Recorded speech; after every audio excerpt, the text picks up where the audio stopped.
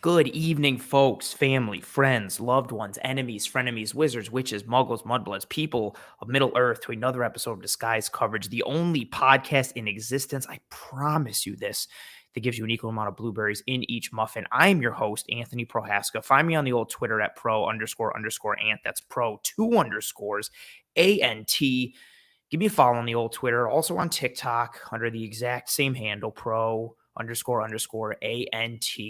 Not alone on tonight's episode. Actually, you know what, Russ? I'm going to introduce you in a minute. I got to answer this because people are clamoring for it in the chat.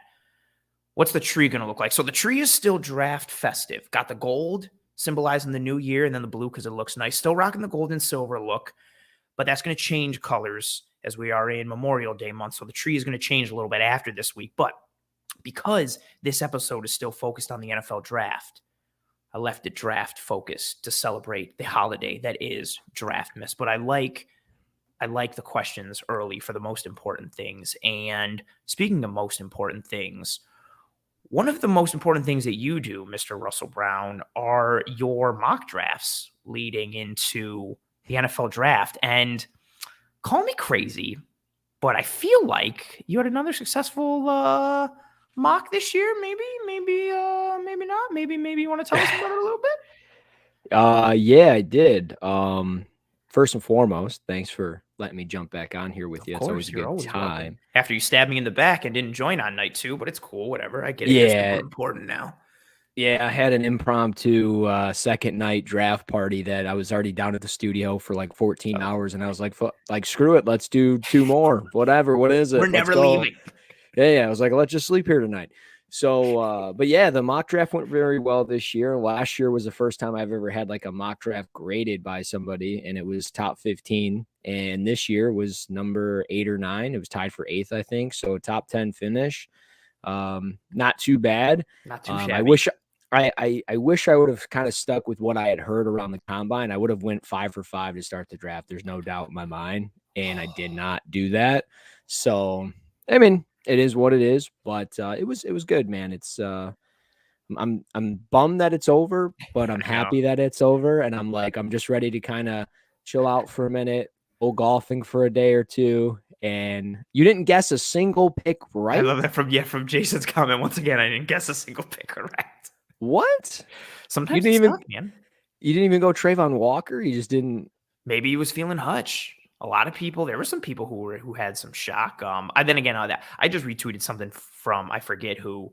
A lot of people don't understand how Georgia's defense works and what's asked of them, mainly because they don't watch the tape. But Trayvon Walker is such an intriguing prospect and pick. And yeah, I wanted to mention your success with your mocks. 1, just to give you a shout out because I think you're fantastic. But 2, to reinforce your credibility and how awesome you are, because this was pegged in my brain already, like planning this offseason and everything. And I was like, okay, like the Bills do their draft and what's going to happen the next week. It's like, okay, we got to do grades and stuff. And then I was like, there's honestly no one I'd rather have join me on this show than you. And it also helps that you're a Cover 1 guy, the resident draft expert, but you know ball, scheme, traits, skill sets, all that stuff. And then being able to tie it from the prospect pool and what you see on tape and what you read in the analytics and the metrics, tying that into what will translate to the NFL. And just in case people were like, yeah, but is Russ really good? I want to be like, oh yeah, like check some quick mock stats because he plays with the big boys. And yeah, you crushed it once again. And that's why I'm very excited to have you on tonight's episode. And for those of you that don't know or who are wondering, what we're going to do on tonight's episode is we're going to start with the Buffalo Bills draft class. We're going to go pick by pick, assign grades, and explain the whys behind it. Then we're going to give the class a grade as a whole. And then we're going to talk about some of the other teams in the AFC that had very successful drafts. And we're going to rank the Buffalo Bills draft amongst them because this is where a lot of the moving and shaking starts. I mentioned it on the film room last night. Now that the draft is over, it's really like full steam ahead towards the 2022 NFL season. And this is where okay, now it's, for you, you're looking at Bijan Robinson and you're already looking at 2023 prospects. But I'm a maniac. you are a maniac, and I love it. But now it's where, okay, these are what the rosters look like. Maybe there's some moving and shaking. Maybe there's some releases or some cuts that happen. But 97% of the rosters as they stand today will be the rosters that teams carry into training camp and thus carry into the regular season. So who teams are today is, for the most part, going to be who they are going into the 2022 season. So we're seeing a lot of things starting to take shape. We're going to see the schedule released in the coming weeks. Mini camps are going to happen. And before we know it, it'll be July. Training camp's going to happen. We'll have the Hall of Fame game. We'll be in the thrall of preseason. And now that the draft is done, I really wanted to shift that focus towards, okay, it's not just enough to evaluate the prospects and grade the prospects. Let's tie it into how this impacts things going forward. And the first part of that is to talk about these draft classes and not talk about them individually. Like if you're a Bills fan, for me, I know at least it's not about oh, great, how did the Bills do? It's about how did the Bills do in conjunction with how did their opponents do? How did their enemies do? And then how to really put that full picture together. And we've already seen a lot of comments coming into the chat for how the Jets did, how the Ravens did, how the Chiefs did, how the Chargers did. That's a sentiment that seems to be echoed a lot throughout the chat. And we will get to that in the back half of this episode. But to start with this episode, like I mentioned, we're going to get into grading this Buffalo Bills draft class. But real quick, as you guys know the deal, sponsored by One Pie Pizza, hands down the best pizza in Buffalo, official stamp of approval. I stake my name and my reputation on it. I got some on night 1 and on night 2 because draft misses a holiday and I wanted to treat myself and get myself a present. And I didn't even technically treat myself. My wife did. She was like, let's get one pie. And I was like, oh, that's why I married you. You're so smart, so pretty. Eating the pizza, bringing it home. She got extra blue cheese. They make homemade blue cheese. I don't know if everybody knows that. You should if you watch the show regularly. It was such a great time. Great people making great pizza. The online menu can be found in the episode show notes, whether you're here on YouTube or any one of the podcasting apps and platforms that you may be checking out Disguise coverage on. They are fantastic. And now we shift focus full speed ahead to grading this Buffalo Bills draft class. And Russ, let's start with number 1, 23rd pick overall, someone who the Bills traded a 4th round pick to move up 2 spots for, according to Brandon Beane, fear of another team jumping them and moving ahead of Dallas as well and getting into that 23rd spot to take a corner. After they saw Trent McDuffie go to the Chiefs, they started to get a little concerned, especially with what had happened earlier. So they make a move. They get a guy who had been gaining steam in terms of being mocked towards the Buffalo Bills the last couple of weeks leading up to the draft, Mr. Kaiir Elam out of the University of Florida. What are your thoughts on Mr. Elam, and what grade do you give this pick? Well, I don't do a big letter grade type deal. I will do it for the sake of the show, just because I think it's what people like to hear. That is true. Everybody wants to be like, yeah, but what grade is it? Is he an A? Is he a B? Is he a B plus? What is it? Yeah. And it's when you look at for example, the Patriots draft, I don't think it was a very good draft, but who am I to sit there and judge them taking Pierre Strong, who I didn't watch, or, taking Cole Strange in the first round, even though, I think that's a bit of a reach from what I saw at the Senior Bowl, but he's still a very talented player and there's a lot of upside. So they took a lot of swings for the fences, but if some of those guys hit, it could pay off big time for them. But it's hard for me to be they got an F. Schematically, they might fit what they're trying to do. So with, Kaiir Elam, I got the pick right. I had a funny hunch going into the draft, man. And I think I even almost had you change your mind on what your final mock draft was going to be for the team of the Bills mock draft. Yeah. And I'm it just something, there were so many things that I was trying to connect from what the beat reporters were saying to, having a couple of scouts in my back pocket, just everything added up to Kaiir Elam. And I was shout out to Jim. Appreciate him coming out to Brass Rail downtown for Woodward Sports. Appreciate you, Jim. Which was an awesome event, but we can talk about that off air. But yeah, Kaiir Elam, I love the fit for Buffalo. I've always said they've needed another corner opposite of Trey White. Don't fall into the Detroit Lions trap of not drafting first round corners, not adding to the position. And, for a little bit of time, they did not. They didn't, they kept Levi Wallace out there, but they realized, hey, we got to get 1,000 snaps out of another corner, and we currently don't have that guy on the roster. We need to get somebody. And free agency, you're praying for James Bradbury, but let's be honest, Bradbury might not be out there. He might get released, but who's to say he's going to come to Buffalo? What if he goes to Arizona? What if he goes to the Chargers? Who knows? Yeah. So with that, Kaiir Elam as the player, great length for the position, 6'1", 191, phenomenal athlete. His PR in the 100-meter dash was 10.83 seconds. Former basketball player that averaged, 11, 5, and 5. Really a 5-sport athlete at one point in his life. He played basketball, he was a swimmer, baseball, track and field, football. He played multiple sports, and he obviously comes from the football family. There's no secret there. Everybody knows, his uncle was Matt Elam, who was a first-round pick. His dad, Abe, was a UDFA in 2005. He actually spent 7 years in the NFL. So he's somebody that he understands how the game works. And we all saw the viral video of him talking about his the notebook.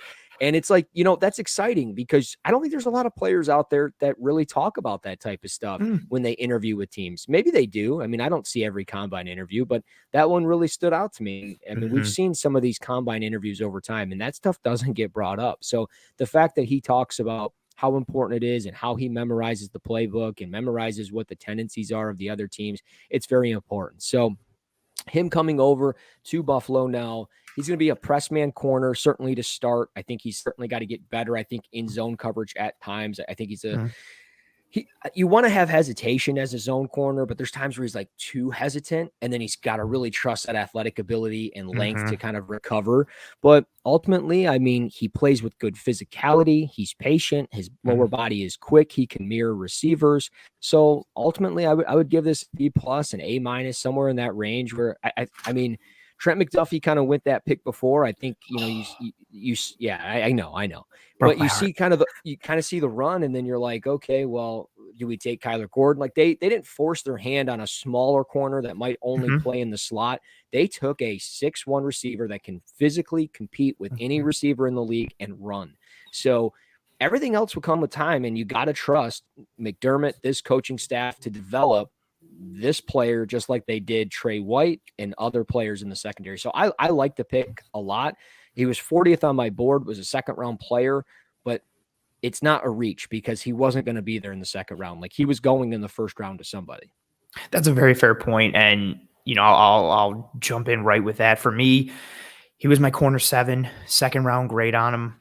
But my thought with him the entire time, it was he's got the traits and he's got the skill set and he's got all these things that you like to see from an intangible standpoint. Like you said, like the length, the size, the speed, the strength, how smooth he is in his stride and his movements, how fluid he is with his hips, and what he can do in press man against a variety of receivers, sizes, speeds, all that kind of stuff, things that you think could be translatable to the NFL. And my thought with him was if he goes to a team that can get the best out of him, he could really be something, right? And I think that's why the Bills are honestly such a good fit for him, because they have such a strong track record of coaching up guys in the secondary, taking Jordan Poyer and Micah Hyde, who were kind of afterthoughts in free agency, and turning them both into all pros. Like you mentioned with Tre'Davious White, they take him in the first round, but they take him at the end of the first round, and nobody is out there saying, Trey White, what an awesome pick. He's going to be an all pro. I'm going to stop out. I'm going to take a timeout. I saw that pop up and I saw your face and I was like, oh boy. The comment here, CB7 is ridiculous. Watch the tape. My ranking did come from the tape, especially in 2021. He was very inconsistent. Granted, he had some injury concerns. Like we talked about all offseason, Florida had a lot of stuff going on behind the scenes that manifested on the field and led to some inconsistencies, especially when it came to his tackling. Now, Brandon Beane spoke about that and said several of the things that Kaiir was asked to do in his tackling that resulted in his poor tackling. And Beane didn't get into too much of it, but he said like what they asked him to do is not what we asked him to do. So we think we can coach that up, yada, yada. But he had some poor tackling tape. He was very grabby in his route stems and at the top of routes a lot. Like the type of contact that in college – it doesn't draw a flag because there's no illegal contact penalty. But in the NFL, when you touch dudes over 5 yards and you grab and you yank and you tug and you pull, that can draw a flag. And you saw that a lot. Now, granted, there were other variables that we spoke about, but I take great offense to this comment because I watch a lot of tape. I grind a lot of tape, as does Russ. And so that's where that comes from. We're not sitting here looking at stats. It comes from watching the tape. And he follows up and says CB5 with a potential A-. Fair enough. Everybody grades things differently. He must be reading my draft guide. That's what I got. So maybe he must is, be reading the guide. but he was in. I just don't ever tell me to watch the tape ever again. It's like when somebody told me to stick to the draft. Stick to the draft, buddy. But I think he was in that second tier. I think for a lot of people, Booth's health was a wild card, but you really had like Sauce and Stingley and Booth up there, and then it was kind of like, okay, do people like McDuffie? Do people like Elam? Do people like McCreary? Do people like Gordon? There was like that clear first tier, and then everyone's second tier was a little murky, depending on what you were looking for and depending on scheme fit and all that kind of stuff. And despite him being corner 7 for me, I liked his fit with the Bills. He was that guy that I was like, I said it so much all off season because so many people kept asking about Elam. It was, okay, well, like what the Bills are gaining traction, it seems, and all these mocks from these insiders with Elam. And I was like, you know what? I think that would be like a good fit. Again, you've got this team in the Bills. I've said it so much now. They've squeezed so much blood from these UDFA and late round draft pick stones. You've gotten so much out of Levi Wallace and even Dane Jackson to a degree so far in his career. And what you've done with Cam Lewis and how you've developed these guys, even Taron Johnson, who's one of the best nickel corners in the league now. He's up there with the Kenny Moores and the Mike Hiltons. We spoke about what they did with Tre'Davious White. You take a guy like Elam, who has these God-given traits and abilities, and it's like, okay, well, if anybody can coach him up and get him to reach a ceiling, it's a team like the Bills. And his ceiling is legitimate, like top 3 corner in this draft. And the only reason it's not 1 or 2 is because this draft had Derek Stingley and Sauce Gardner, who, if they hit their ceilings, they're locked down in a variety of ways. Like, this pick is a good fit because of what they could get him to and what his ceiling is given his traits. Yeah, and I mean, going into this past year, he was somebody that was viewed as a potential 1 or 2 corner on the board. I think most people had it Stingley and then Kaiir Elam, if I remember correctly. Like, he was highly touted from inner scouting circles that he was going to be a first rounder, a top 15 type player, but the inconsistencies were real in his game. There was just times where he just looked like he was going through the motions. Like, that's what I wrote down. His 2021 looked so much different than his 2020. Yeah. And it was one of those things like, yeah, sure, he was an SEC defender, the best in college football. Go with whatever you want to tell yourself as I read some of the comments here. But it's like, it doesn't matter because there were times where he wasn't making plays. There were also times where he was making plays. And there were times where he was coming up and making, physical hits in the run game and doing the things that you want to see out of a corner on the outside there. But again, there were also times where he was like bracing himself against contact. There was times that he was missing tackles. Yeah. Again, there was times where, just kind of out there and walking through it. So look, not saying he's a bad player, not saying he reached, because again, I don't think he was going to be there when they got to the second round. He wasn't going to be there at 57. Yeah. Sometimes you take your guy, and like, that's why I can't really fault like the Patriots for taking Cole Strange, because he wasn't going to be there in the second round. Like, they took their guy and that was it. Like, sure, they traded themselves out of the Tyler Linderbaum thing, but at the end of the day, like, they got their guy. So it's I don't know. It is what it is. Like, people can get upset, say, oh, he was CB3 and this and that. Like, you're only saying that because if he pans out, you want to look like the smartest person in the room.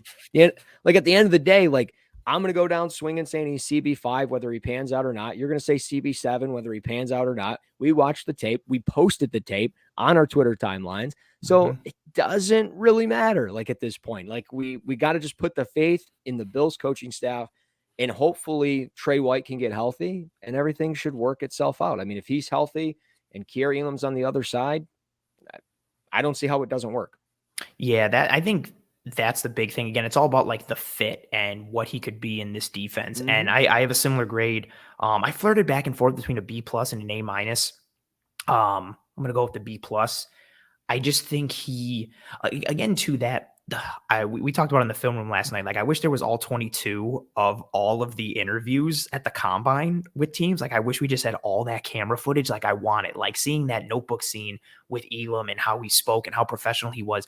That's a huge piece in the draft process. The interview piece. Teams want to see how professional you are. How do you approach the game? Like, how are you going to transition to the NFL? Because that's such a huge piece, right? Like, everybody, granted, there's varying levels of it, but everybody in the NFL is big and strong and fast and can play football. What separates the good from the great is how they understand the game and their preparation and what they're able to do. And you're listening to Kaiir Elam, somebody like you mentioned, whose uncle played in the NFL and whose dad played in the NFL.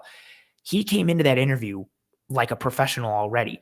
I study tape. I study tendencies. I self-scout myself. I'm all about improvement. I study this to understand this. There's interviews with him after games of where he made plays, and he's like, yeah, well, I noticed when they go into these type of formations in the red zone, it usually leads to this. So I was checking for tendency. Like, he says all the right things that lead you to understand what kind of pro he could be.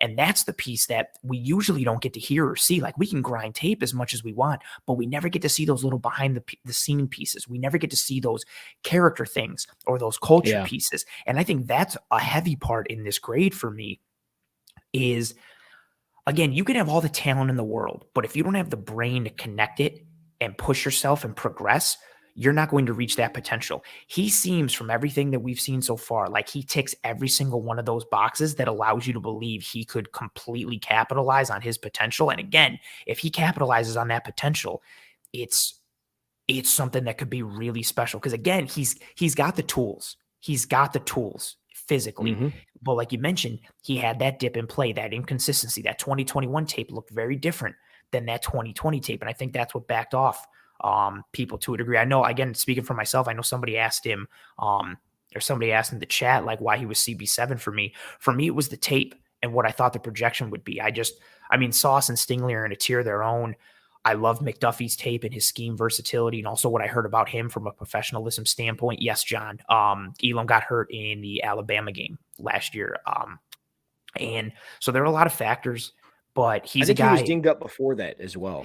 I think he came in with something. I think he sprained both of his knees at that point, like when he got hurt in the Bama game. So he was already coming in hurt, and then he was trying to gut through it and get back on the field, which I got to give him like another point, like, because you're trying to gut it out against Jameson Williams and John Mechie and like that whole crew. Like, that it's going to be tough to cover them if you're 100% healthy, let alone if you're super dinged up in your wheels and you're running out of flat. But it's that potential piece of what he could be. And you put him on a team that is known for coaching up guys in the secondary and getting the best out of them. And you take someone with a high ceiling. I think they raise his floor and increase his consistency and help increase that ceiling as well. And I like how you mentioned too, like you had a grade on him in the 40s, but that wasn't a reach that they got him there because they got their guy. And again, for them, this is also a big part of it too.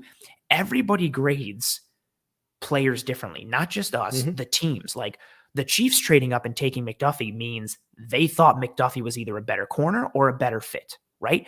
And for all we know, the Bills could have thought that exact same thing. And if McDuffie's there, maybe they take McDuffie instead of Kaiir Elam. But at the end of the day, everyone's boards are different because every team is different. Their locker room is different. Their schemes may be the same on both sides of the ball, but there's still different variations and tweaks.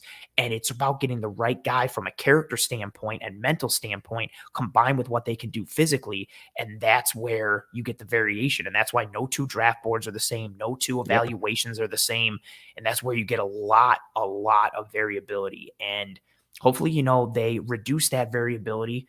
Because again, he's got some really fun traits. When you watch him in press man and you see how fluid and that when he's on, it's an impressive thing against Jameson Williams, against smaller slot guys, bigger, strong receivers. He can pattern match. He can play zone. I'd like to see him, focus a little more on that. But you just take him with that press man ability and put him in a Bills defense that has lacked the athleticism and the confidence to do so. It could really, really, really be a nice piece for this Buffalo Bills team. And I think it's funny that we both have the same grade on him so far. I wasn't expecting that. Again, and for everyone watching, listening, whatever, I don't know Russ's grades and he doesn't know mine. We keep this completely organic. True. There is no, I hopped on this thing at 6:59. There was no pre-show prep. It was like, yo, click live. Let's do this thing. But yeah, with the, it's kind of further along on the Elam thing. And obviously then we can jump into James Cook or whatever you want to do. It's your show. We're going to talk about wrestling. I'm just kidding. Yeah, do it. Let's go. I know you'd be pumped. Oh yeah.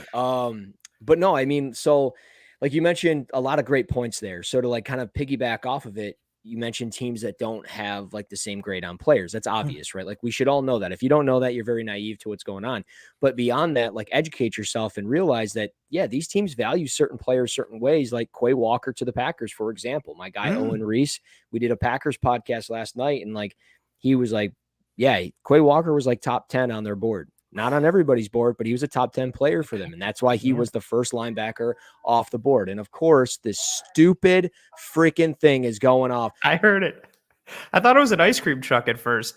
Go ahead, do your thing. Take care of it. I'll make a point too why Russ goes and takes care of that. And another thing to think about is, again, for myself, I'll bring the example.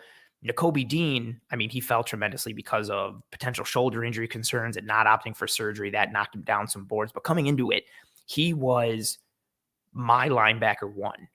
But if I were the Bills and I could choose any linebacker in this draft, I would not choose Nakobe Dean as my one. I would take Devin Lloyd number one. I would take Quay Walker number two. Nakobe Dean would be third because his skill set and what he does well, I felt like didn't fit with what the Bills did. And so that's a piece that teams talk about all the time and teams are going to have. Russ, I'll kick it back to you now that you're all set. I was just giving the example to piggyback off your point there. That was super funny. To piggyback off the point of scheme fit in teams, like Nakobe Dean was my linebacker one, but if I could take any linebacker for the Bills, number one would have been Devin Lloyd. Number two would have been Quay Walker because they can pattern match in what they do. Because the scheme fit, as much as I like Dean, what he does well isn't a scheme fit for what the Bills ask of their linebackers. Thus, he was lower on the Bills board, but higher on my overall board. Yeah, same deal with me. But yeah, it's just kind of further along. Like, yeah, Quay Walker was like number one on the pack, not number one, but like a top 10 player for the Packers. That's why he was the first linebacker off the board. They see great value with him as an inside backer. And that's why he was somebody that they took, because they're going to play him. They needed a good football player in the middle of that defense, and they need somebody that's got versatility. Kind of the same thing here. Like the Bills need a press man corner. They need somebody with some length, athletic ability, the size. And if he gets beat deep at any point in time, if everything goes right, you got two fantastic safeties behind him. And again, on the other side of the field, you have Trey White. So if everything goes right, it should work out. Everything should go smoothly. Obviously, we'll see what happens, but he seems like he's not like his uncle. He's not going to fall down like the wrong path. Like, he's got his head on his shoulders. Mm-hmm. He's ready to go. He's going to be a solid rookie. And, if everything goes right, the Bills will be exactly where they were last year, but they won't have a guy lost in space in the playoffs. They'll have a guy doing what he needs to be doing. Yeah, especially with more recovery speed and that athleticism. Again, I can't really drill it home enough as we start to shift gears here, but that piece with Kaiir, Elam, something I've been banging the drum for since last offseason, really, in order to go toe-to-toe with the Chiefs, even though they've lost Tyreek Hill, they've re-upped, but in order to go against the Chiefs and the Chargers and the Bengals, and as much as everybody wants to make jokes about Tua going up against Miami now with Waddle and Tyreek Hill, the Bills have a good defense, the Bills have a good secondary, but when you go up against these physically talented plus matchup receivers, especially against guys who have speed, and you're putting out a corner out there who runs a low 4.6, and he's being asked to cover guys who run 4.4s and 4.3s, he can still win, but that means he has to be so on point with his technique in every way, because if he's not, he getting beat easy. Yeah. If you false step, you're done. If your jam isn't right to establish leverage off the line, you're done. If you don't take a right angle to the ball, you're done.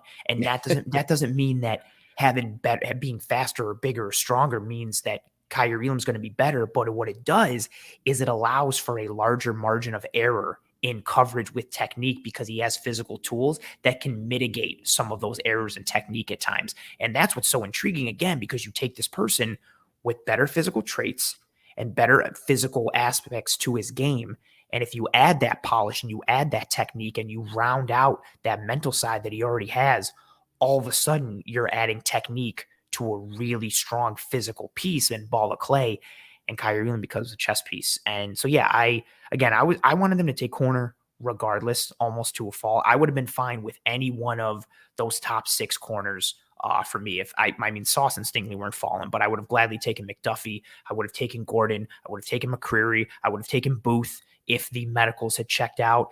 And Kaiir Elam, I said the same thing. If he goes there, I'm fine. They just got to coach him up, squeeze blood from that stone. There's a lot of blood in that stone. So good pick. And finally seeing the Bills address that need was a nice thing to see. And they addressed another need in the second round when they took running back James Cook, who Brandon Beane talked about his receiving ability in the post night 2 press conference, and spoke about what he can do as like a wide receiver type thing. And I think a lot of people now have been focused on Cook as a wide receiver. and are overlooking a bit or downplaying his running ability. But what are your thoughts on Mr. James Cook in terms of his draft grade for the Buffalo Bills?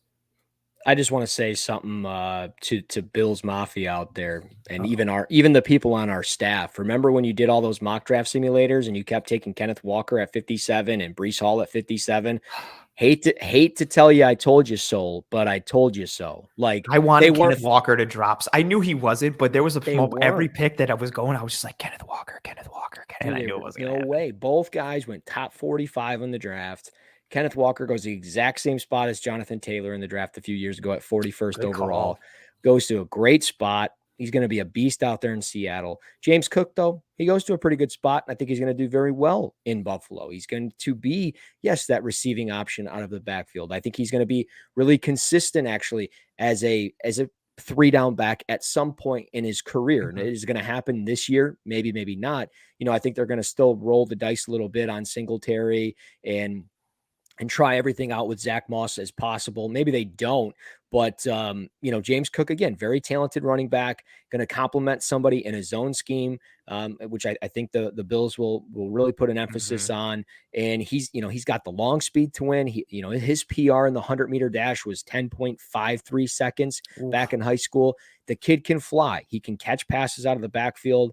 I think to kind of start and maybe really the average will be 10 to 12 touches per game. And I think that's really all you need from him. You're going to see a lot of, pre-snap motion where he's going to be in the backfield. He's going to go up into the slot. He's going to maybe fill that Cole Beasley void at times out of the slot. And I like the fit. I mean, he was a late 3rd round pick for me on my board. He was my RB6, but at the same time, I think he falls to a great spot because of the overall scheme that he's going to be running in, the talent that's around him. And really, when you put it on paper, and even if you put it on the field, I think when it's all said and done, by the end of the year, he will be the best back out of their backfield, just because of, one, how fluid he is. I think with lowering his center of gravity when running, he does a really good job, like hiding behind behind offensive linemen and just getting low and doing things like that. And he's able to find that space, find those openings. And again, the long speed is there so he can break free at any time and get in the open field. And if he gets in the open field, I think I don't want to say game over, but it's just a dynamic that I think this team has lacked with the running back out of the backfield. So I think he understands how to press, bend, break on these zone runs. And that's key, where guys like Motor, they run kind of just straightforward. Zach Moss, they're just trying to absorb some contact and get positive yardage, where I think Cook brings kind of like that DeAndre Swift type element, that elusiveness to the backfield. Nice And I'm Lions not saying, tie-in. and I'm not saying he's DeAndre Swift. I mean, I think they're two different type of backs, but Yes.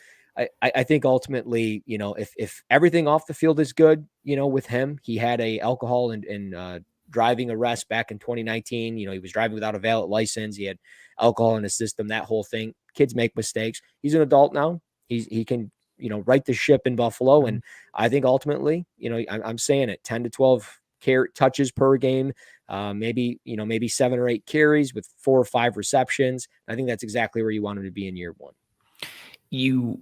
You mentioned 2 pieces that I have circled and starred heavy in my notes, and it's the touches piece and it's the fit in this offense. Both of those had me excited. I think the touches piece, I think he's that guy who's going to have that stat line every game where it's like 6 carries for around 30 yards and then 4 to 6 catches anywhere from like 35 to like 80 yards, depending on how he gets the ball and how he breaks it. And that fit in the offense is the piece I really love, because again, this is another one. If you drafted James Cook with the thought of, okay, we're going to use him on 75% of snaps, he's going to be the main go guy. I don't think he's ready for that now. To your point, maybe he could be ready for that in the future. But right now, with his skill set, it fits so well with what the Bills want, right?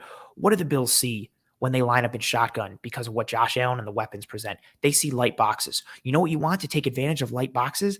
Running backs with burst who are decisive. You know what James Cook is? A running back with burst, and he's decisive. He puts his foot in the ground and he gets north and south and he attacks. And what's also nice is he has that game-breaking speed. He's got that 4.4 speed, and maybe he's not breaking it to and outrunning everybody and home run shot and everything, but he can take a 6-yard gain and turn it into a quick 15-yard pop real quick. And if he breaks a tackle, he might turn it into 25 or 30 or maybe take it a little further.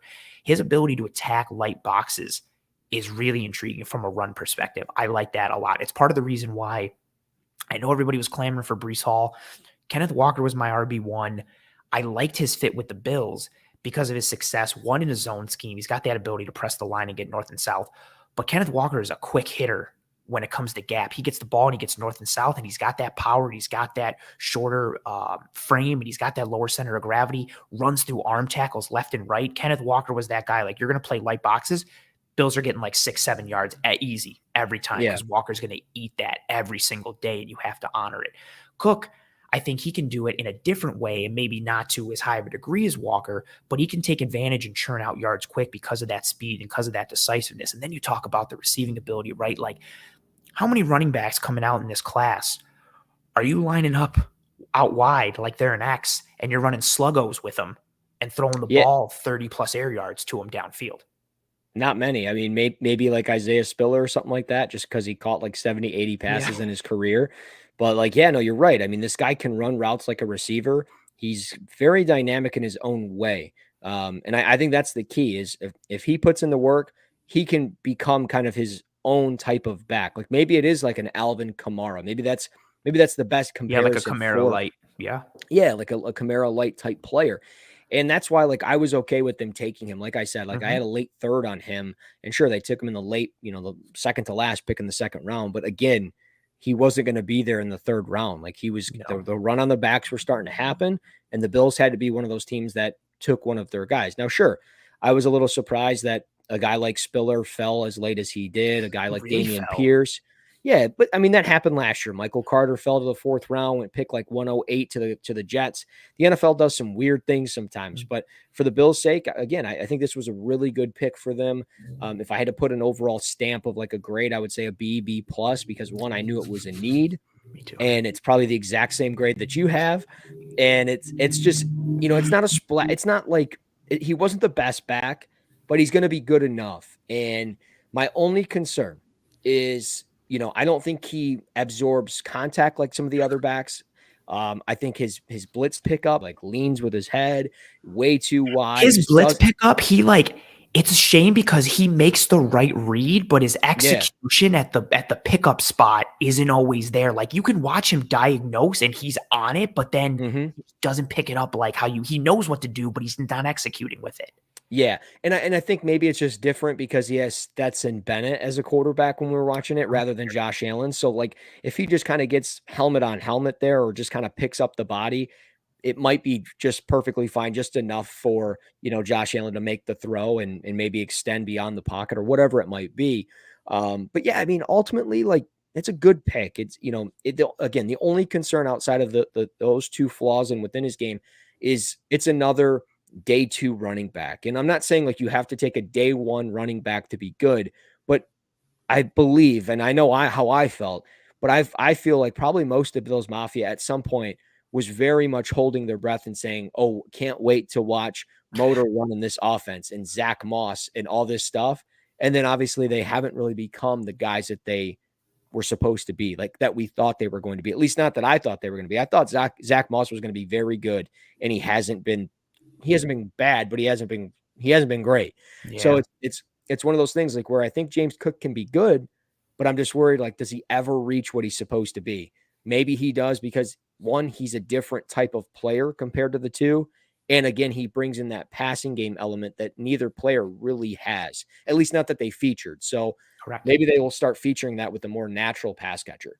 I'm excited for that capability. And I wanted to speak on that as well, in addition to some of his areas of opportunity, but I wanted to grab this question from Spencer. Spencer said, does the Bills scheme allow us to run some split back formations, and would Cook be a fit for those plays? What do you split back like 1983? I'm thinking, when I hear split back and I'm thinking of what the Bills do, like, I'm actually not thinking Josh Allen. So like I'm doing it. I don't care. Do it on the whiteboard. Can you guys see this? I can see it decent. Yeah.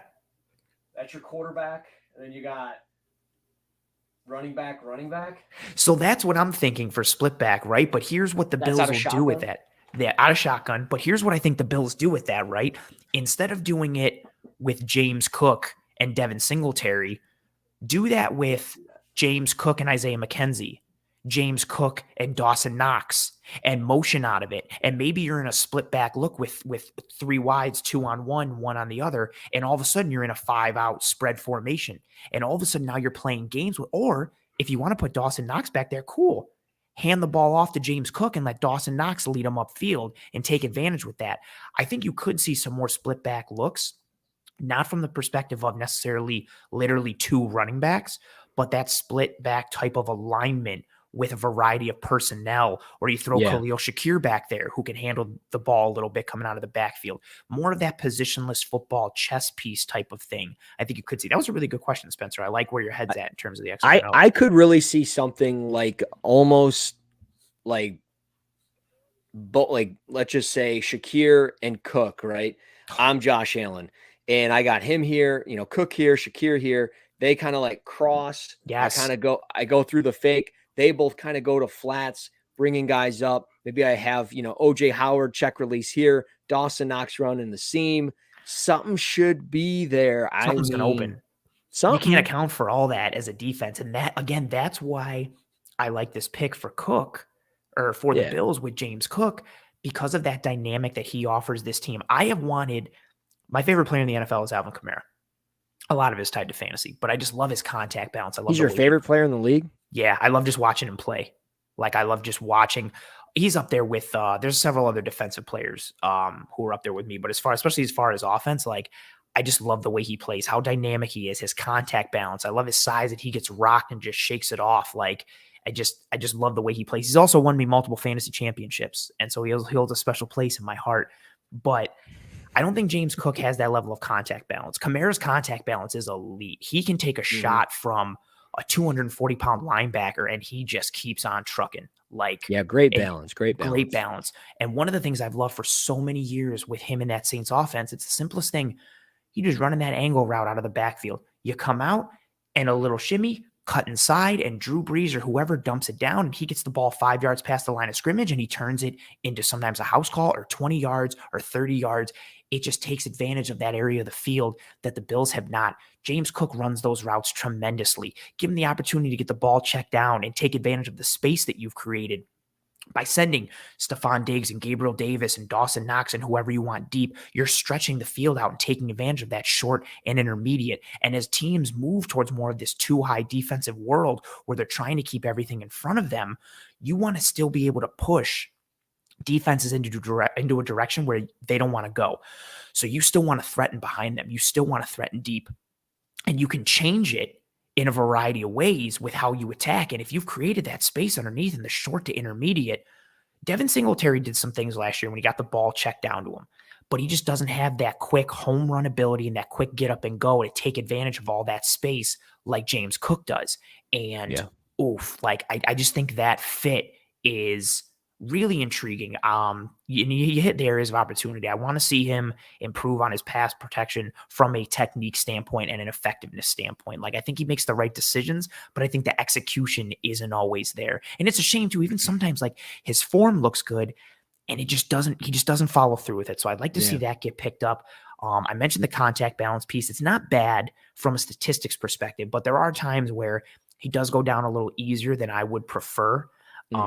He's not the most elusive back, but he's good in space because of his burst. He can change angles because of that speed, especially when you get him out in space in a variety of ways.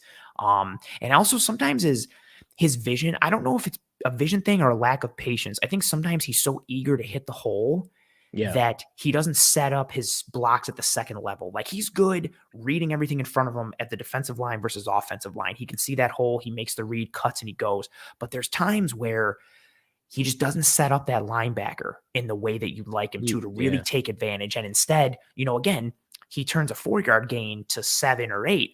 But if he had just waited a half a second or shifted a little bit and set up the block to help his lineman, that gain could have turned into a 15 or 20-yard gain with that vision at the second level. All things that are coachable. But I really just like his fit, the Swiss Army knife type of piece. You can run gadget games with him. You can line him up out wide. You can run the ball with him. It really is a chess piece on the offense with James Cook.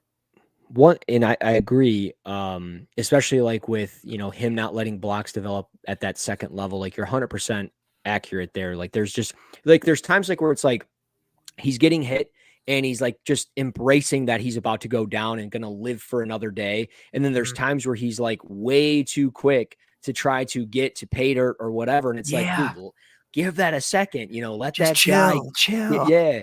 Yeah. Like let it develop, get behind that guy. But then there's times where he hides very well behind those guys. So I think if he can find that consistent balance, it'll really pay off for him. But I do wonder, and I have kind of a question for yourself, Bills Mafia, everything.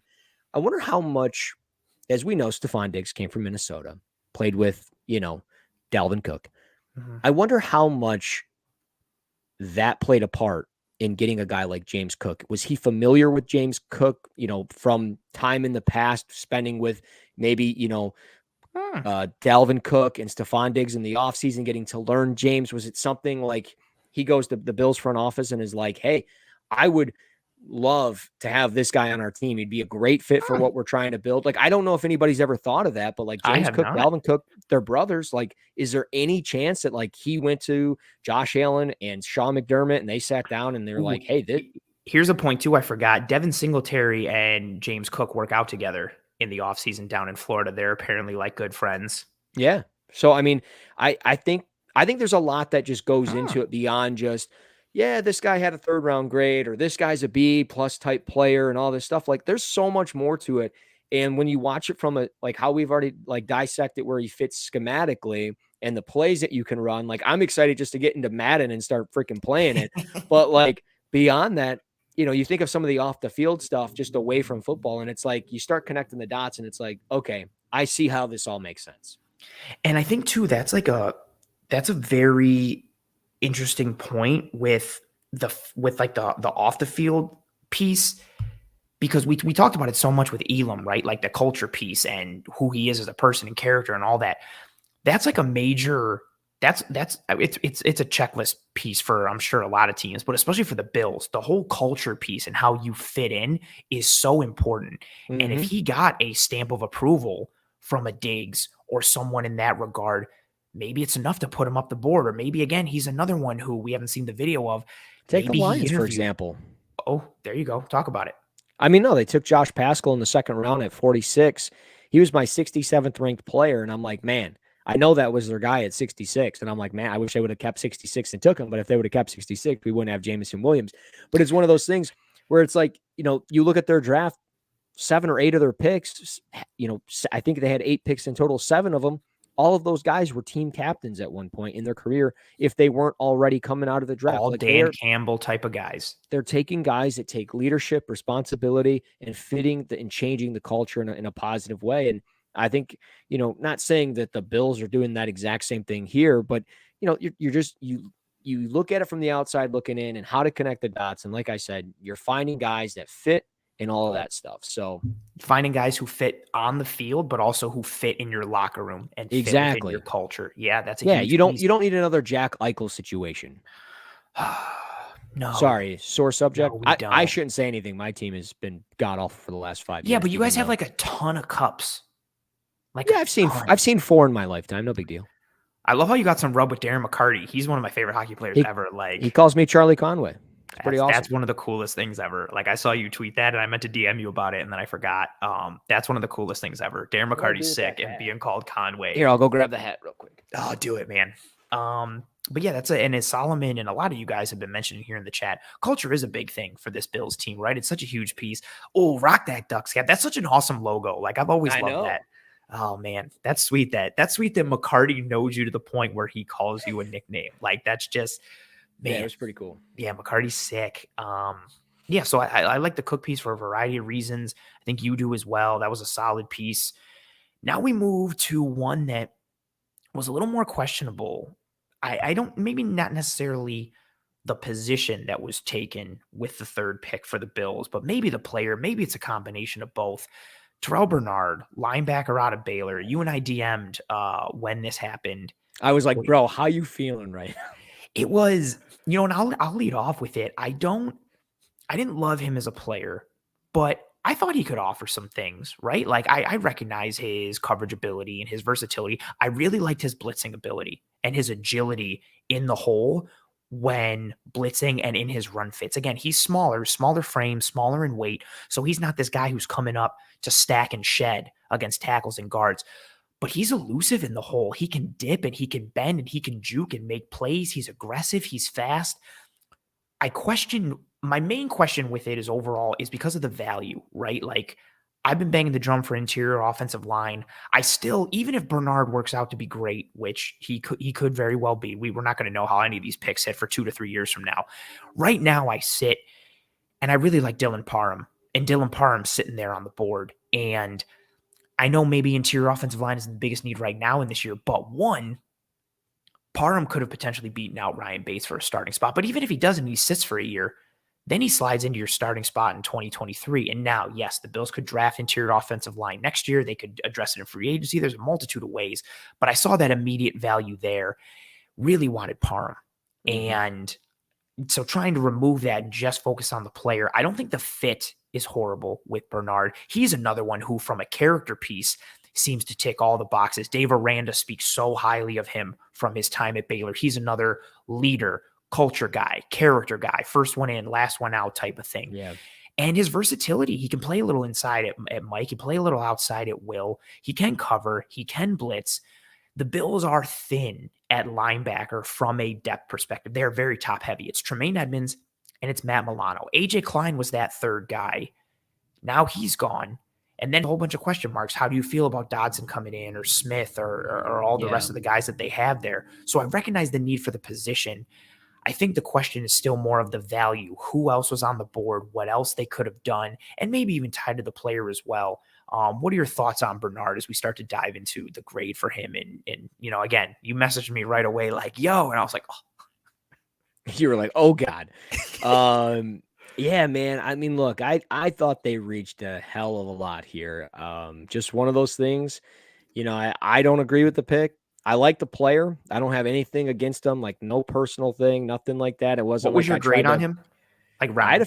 I had a 5th round grade on him. Yeah. And I mean, again, it was a early 5th round grade. Like, I would have been okay if they took him in the middle 4th or late 4th or something like that. But I just feel like they took him around way too soon. And when I look at the board of what's on there, at the end of that 3rd round, Channing Tindall goes, Leo Chenal goes. Like, if you're needing a linebacker, I think those guys, just in my personal opinion, are better linebackers. And I think it's a gamble. And, were you going to go out and get a Troy Anderson, a Chad Muma? No, you weren't. But at the same time, like, this is I don't know, man. He's a smaller linebacker. It does not give him an advantage by any means against blockers. His tackling technique, I think, can improve in space. Injury concerns are all over the place. Like, foot injury in 2017, he could only play 2 games. 2020, he had a torn labrum, a dislocated shoulder, and a fractured glenoid, and he missed an entire season. Like, it's one of those things, like, great guy for the locker room, great fit. But I feel like with all of that, the injury concerns, like, for me, I feel like I'm staring at myself from years back when we took Kerryon Johnson in Detroit, knowing the injuries. And I'm just like, dude, these injuries are going to flare back up at some point. Like, he's going to take one shot and that shoulder's going to give, or something's going to happen at some point. Might not happen in year 1, might not happen in year 2, but it could very well happen in year 3, year 4. And you're talking about a 3rd round pick that should play a part into everything. And it should be more than just 2 to 3 years. I mean, we know what the average lifeline is of a player's career in the NFL, isn't it? 3 to 4 years, maybe 5 years at best. So I think it's just such a reach. And I don't know, man. Like, I like the player, and we can get into the strengths and everything like that, but the negatives are really hard for me to look past. The injuries are really hard for me to look past. And just seeing the players that are there. You mentioned Dylan Parham, Sean Ryan was there, even another safety like a Nick Cross, a Kirby Joseph. Like, there was just some talented players there just in that round alone. Like, you can always nitpick and everything else like that. Like, oh, well, in the 4th round, this guy went and this guy went. But, like, realistically speaking, in that 3rd round, some of those players I saw on the board, all the names I just named were the guys that I was like, that would be a perfect Buffalo Bill. And the Bills took this, Terrel Bernard. And I'm just trying to figure out where he fits in this team. What's his path to the field? And that's where that question comes in. Yeah, and like, special teams value, that's going to be there. There's Mhm. no doubt about it. You need a guy with some special teams help. But is that your day 3 pick, or is that your third round pick? I don't like, it doesn't have to be your third round pick. It can be, but beyond that, where does he fit on the defense? Like, is he going to be that sub package nickel linebacker or something like that, where he's on the field on third down because he's an asset in coverage and things like that? Maybe. Is he your will because he's going to play from a 20 to a 50, the same way that I view some of those undersized linebackers like a Nakobe Dean, where he's Mm. playing on the weak side of the field. He's aligned up, head up on either the right or left guard, and he plays all the way inside shoulder of the tackle or tight end, I where love the that you tight. use the linebacker technique calls with 20 and 50. Oh, I love when you talk ball. It's so nice. Yeah, I mean, do you play? Does he play in that range where he can get away from the wash on the field, and he's just Mhm. essentially playing into that role kind of in space? Is he going to be more of that overhang guy? And I see more of that overhang where maybe he's coming up, he's blitzing. And I really think that's that's where he's an asset. He's Yes. going to blitz on, maybe on third down at times, or second and 11, second and 12, or maybe even second and 7. Maybe you sugar the A gaps with a player like that, and he just Mhm. becomes that mid hook defender, and you send Edmonds instead, and you got Milano and him dropping back. And it's a big asset to have those guys dropping into coverage compared to Edmonds, maybe. But I just, and maybe that's the reason. Maybe it's to let him become that more like a buzz defender. So a guy Mhm. like Poyer and the safeties can drop back and do things like that. Very possible. So I don't know. I felt like it was a reach, and I'm trying my best. I'm trying my best to like put him on the field, but I just have a hard time viewing it when he's a 6'1", 220-pound linebacker. Yeah, and all the questions with his fit and path to the field. I wanted to pull up this question from underscore. He said Terrel Bernard allowed 0 touchdowns and 983 coverage snaps as a linebacker. If anything, he's more of a safety. I get that notion, but here's my thought with it. And just watching the tape, I don't think he has the hips and the fluidity for safety. I don't think, or if he's a safety, he's almost limited to like, are you putting him in like the Cam Chancellor role and he's just living in the hook curls and the flats, and exactly like you're saying, like you're playing that cover 3 type of coverage and he's just living Mm-hmm. in that type of world as like a box defender, box safety, because I don't think he's got the fluidity and the hips and the footwork to carry routes vertically as a deep safety, whether as a post safety or even necessarily in a too high safety look.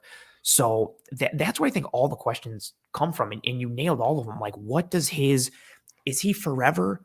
Because he can have value as a depth guy, right? If something happens to Milano or Edmonds here and there, and he can fill in admirably, a good vet like that's good. You want to have that.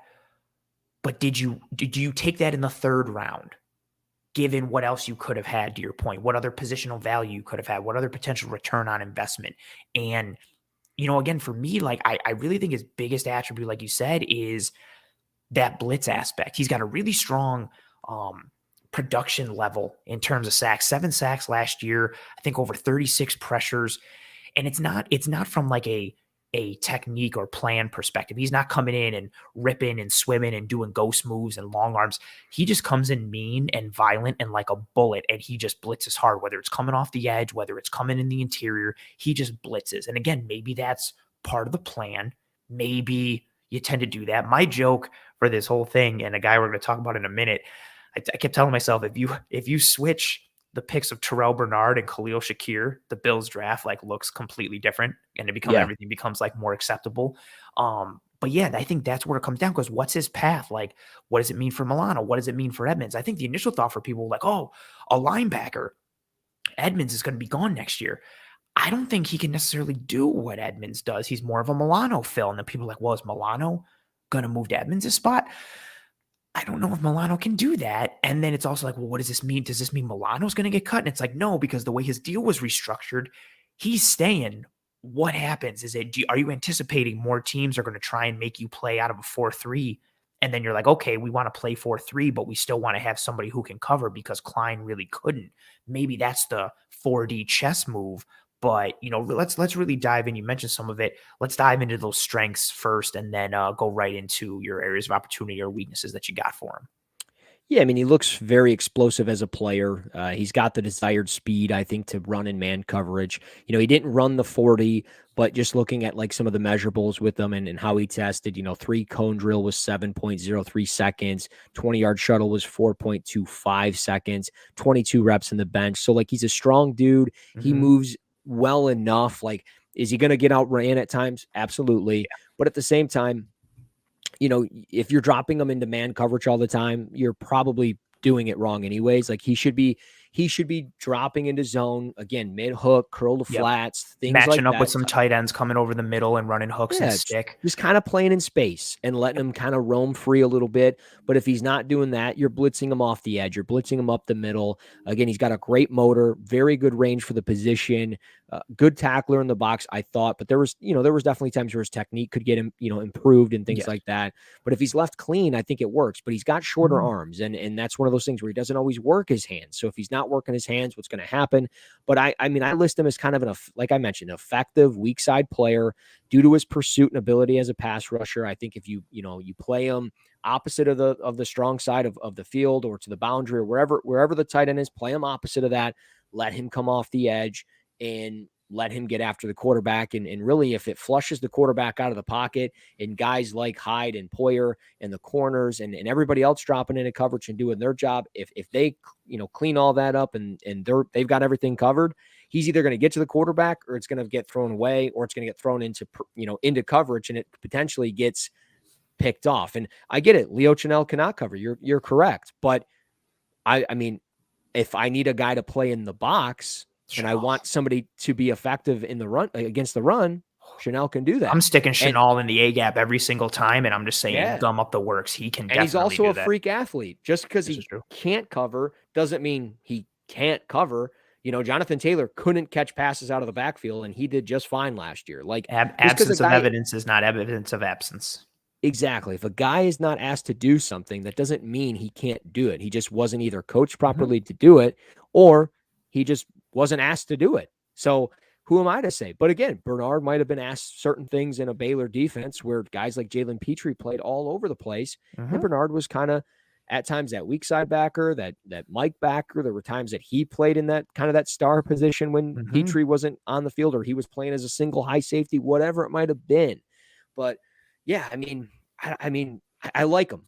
I think you're reaching in a sense. And if he doesn't see the field, AJ Klein, I heard you mention him. If he doesn't play 277 defensive snaps, why'd you take him in the third round? Klein played 25% of the defensive snaps last year. You got to get close to 300 snaps out of this guy defensively and probably close to 300 snaps out of him special teams. If you get that, it makes sense. And then he's trending in the right direction. So, you can add muscle to his frame and weight to his frame more than likely at almost 6'1". So if he can get up to almost 230, 228, if he adds 4 to 5 pounds of muscle, we're maybe talking about a little bit of a different player. But I think there were times he was playing at like 218, 220, and that's not going to do it for me in the NFL. And somebody already mentioned, he played in the Big 12. Okay. Well, if that's the lack of competition, if the SEC is the top echelon, then why the hell would you draft him in the third round? You know what I mean? Like, I'm not trying to dog the pick, but it's fair. There's a lot of questions to be asked. And that's where I feel bad for the player, because I think he does like some things well, but because of where he gets taken, then all this like criticism is like laid at his feet because of the value and the perceived playing time and path to the field and everything. I do want to say something because I saw a couple things in the chat. He cannot cover better than Tremaine Edmonds, especially in pattern matching and coverage in general. I don't know if that's a thing. I also know there was a comment about how Edmonds got beat in overtime against Tampa Bay. There's the comment from Patrick. Remember that OT touchdown pass Tremaine gave up at the Tampa Bay game last season? That actually wasn't Tremaine's fault. Levi was supposed to carry that drag route across the field, and he didn't. So Edmonds was in the area and picked it up. Edmonds tried to cover up for the mistake that was made. And so when you look at it on the broadcast, it looks like, oh man, Edmonds got beat, but that was not his responsibility and it was not his man. So Levi messed up more than once? Apparently. And listen, shout out to Levi. he's done a lot for a guy who doesn't have the size and the frame and the strength and the speed. Like, he's smart, he's heady, he's responsible. He does have his limitations. And that's why we're excited to have Kaiir Elam. Also excited. This is borderline my favorite pick of this draft. After Terrel Bernard, because also it's sitting there at 3, right? I would have liked Parham, but I was really banging the drum for Calvin Austin. I wanted Calvin Austin there. But then he doesn't get taken. And actually, you know what? No worries, Patrick. I appreciate you being here too. I appreciate the engagement. That's how we all figure things out. We talk, we engage, we go back and forth. We all figure things out. Solomon says LMAO, give Levi a break. Khalil Shakir. We're sitting there in the 5th round watching this draft, and I'm just sitting there like, man, if Shakir fell to the Bills at 5, I like his skill set, his potential, his floor, his ceiling, what he could be. He falls to the Bills. He's arguably my favorite pick of this draft, not because I think he's going to be the best, but I thought this value was really good. I would have been okay if he went on day 3 for people, closer towards the end of the 3rd round. I'm sorry, in day 2, if he went towards the end of the 3rd round. But I thought he had a chance to sneak into that upper tier in the 3rd round, whether first or middle. He falls to the Bills in the 5th round. They move up to get him. I really like this pick. I'm excited to talk about it and excited to hear about your thoughts as well from Mr. Khalil Shakir falling to the Bills in 5. Yeah, I couldn't believe he was still on the board. Right? And the fact that they were able to get him, I think, is a huge plus. He's going to play. I think he can play inside and outside. It wouldn't surprise me though if he primarily played out of the slot. But he's a fun receiver, man. At 6 foot 190, doesn't necessarily have the muscle to his frame as like a Monra St. Brown or something like that. But again, I think he could be that type of find for a team like the Bills that need a receiver that can easily grab 70 passes. And I think that's what he could potentially do as a rookie in the league. The biggest concern is he's got to just clean up some of the drops. Like, a ton this past year. Not really what he showed previously, but this year they kind of, you mentioned it on Twitter, they kind of came out of nowhere this year, and it was a lot. Yeah, he had 10 this past year. He had 18 in his career. He'll certainly have to get stronger, I think, against press, especially against the NFL cornerbacks that he'll face.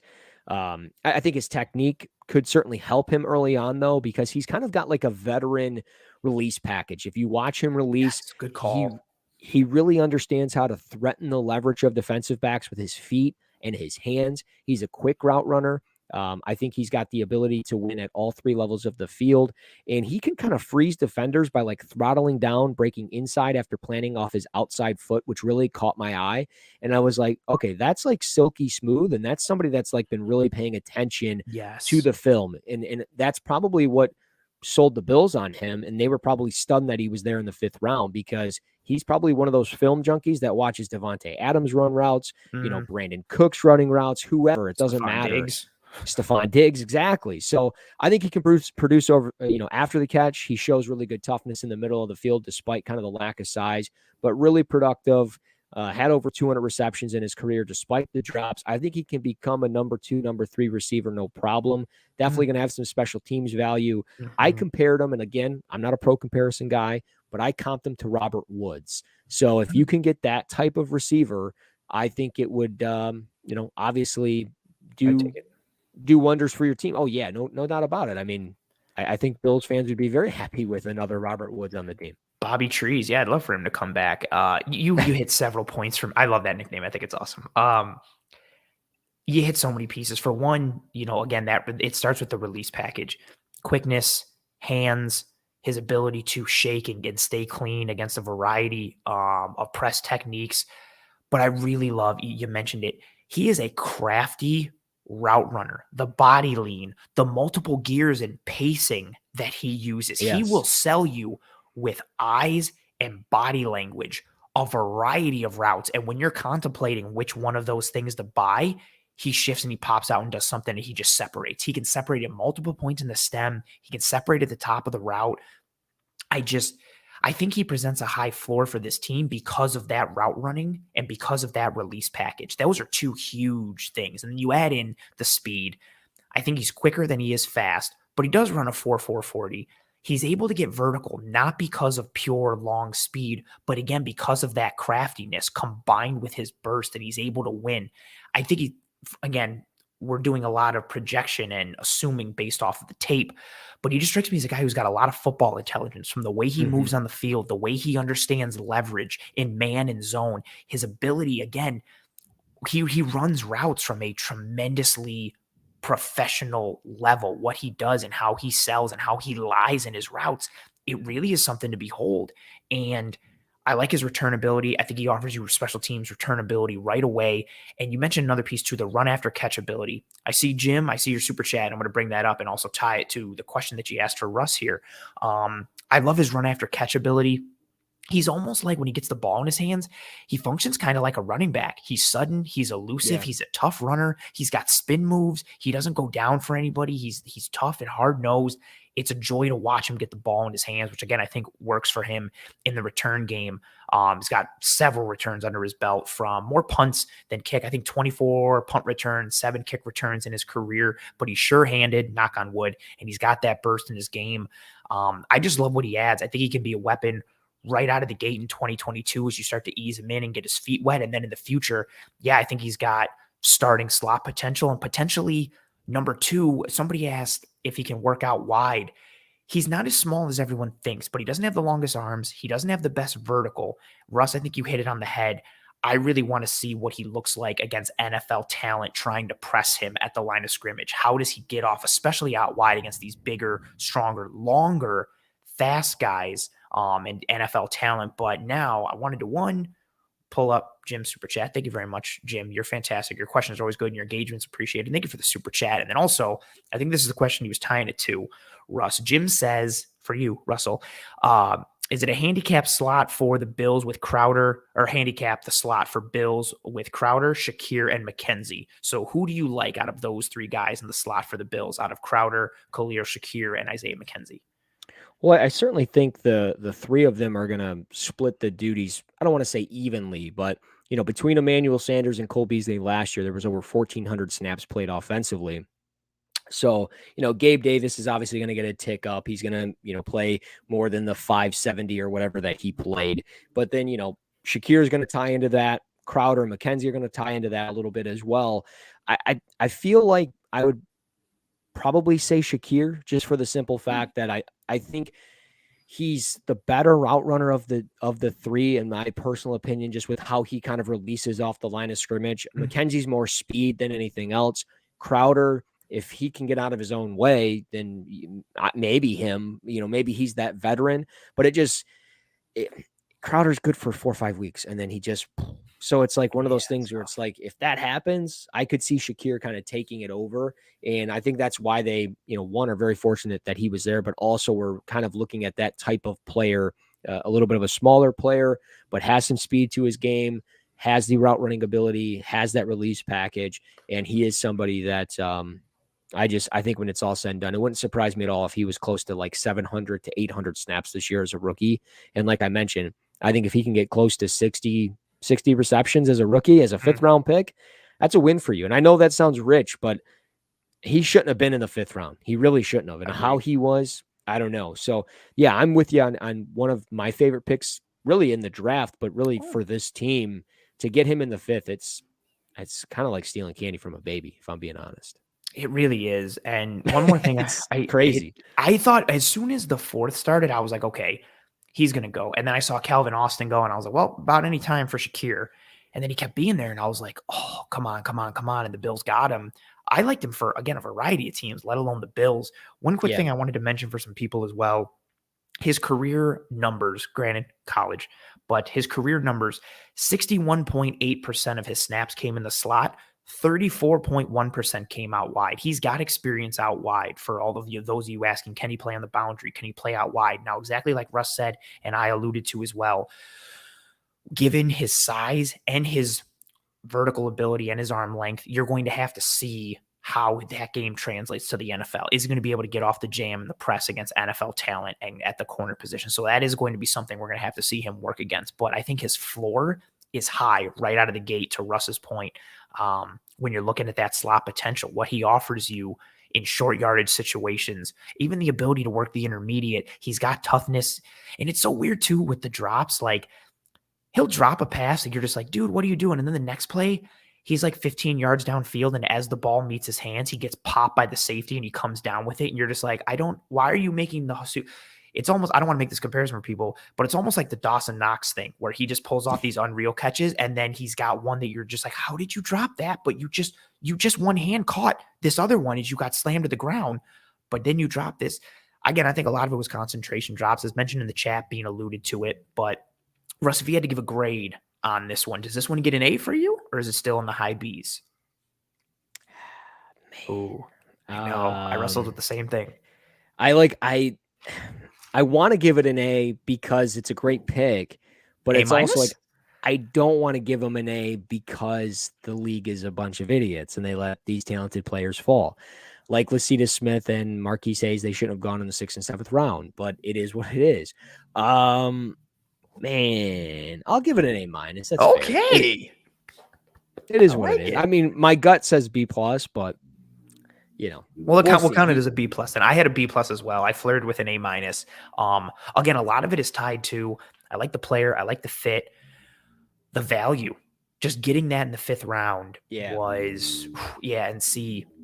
Good comment here from Luca. He says, I'd say A just because of the spot in the draft. 5th round, he'll end up being a steal. He could be. If you're getting starting anything, outside receiver, slot, doesn't matter. If you're getting starting anything out of a 5th round pick, that's tremendous, especially in one of like the top offenses in the NFL. And again, worst case scenario, what we saw with the Bills return game at the end of the year and the lack of confidence in the return game for both kicks and punts from Sean McDermott, the coaching staff, I think Shakir is a real solid shot to be the starting return man for both kicks and punts coming right out of the gate. Then you start to ease him in, and maybe who knows, by the end of the year, to Russ's point, he ends up rounding out with about 60% of the snaps based on his skill set and fit.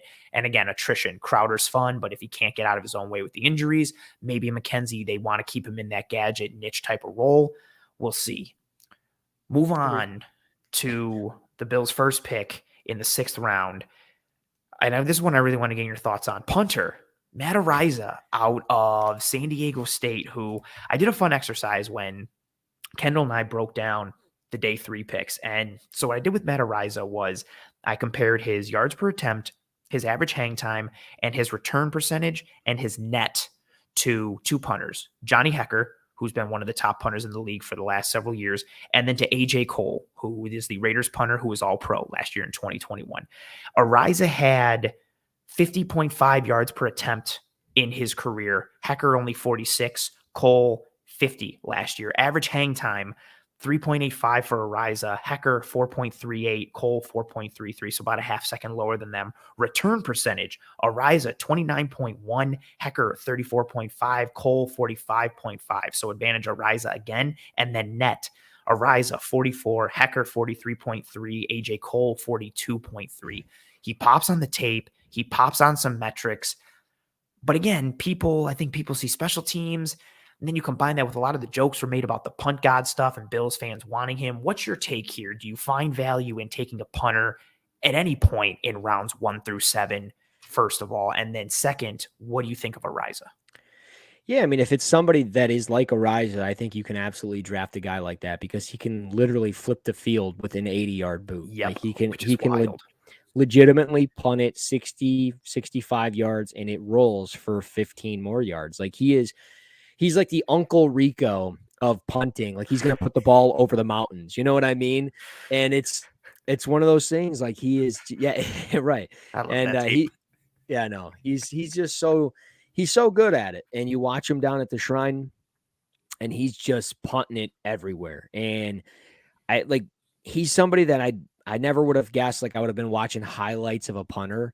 But the fact that they got him and he's out there and he lights dudes up on special teams too. Like it's one of those things, like if you watch him, guys are running with the ball and he literally lays them out. He's a good athlete. He has a good RAS. Yeah. Like, so it's wild. So like it's rich in a sense because, are you really going to need him with this offense? Maybe, maybe not. But at the same time, like when you're pinned, with your backs against the wall in the playoffs and you need a 60-yard bomb, boom. And it flips the field at any given time in the first or second half, I think you can live with that. And it's a little rich, but I think he's going to do just fine in Buffalo and probably be a Bill for quite some time. I'm a huge proponent of special teams. I am one of those Mhm. guys that's like special teams is a third of the game. It's an important phase, yada yada. Momentum on the field, Yeah. your fans, if you're at home, or the opposite, the momentum you can take if you're the away team.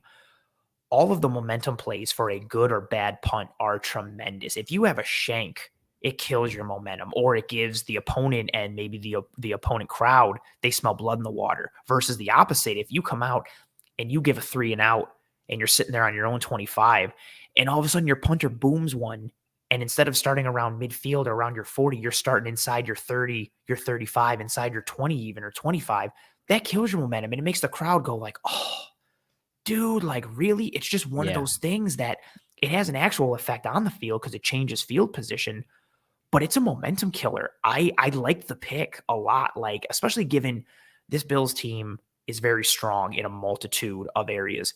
If you get a guy in the 6th round again who's going to be a starter, even if he's only punting a couple times a game, or however people like to make the jokes, the Bills are the best offense, so they're never going to punt, yada, yada, ha, ha, ha.